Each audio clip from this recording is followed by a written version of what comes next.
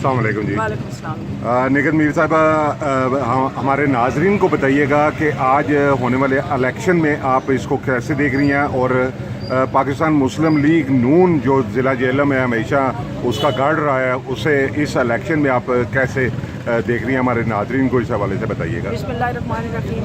देखिए जी, अल्लाह का बड़ा करम और एहसान है कि जेहलम के लोग बाशऊर भी हैं और गयूर भी हैं और वफादार भी हैं।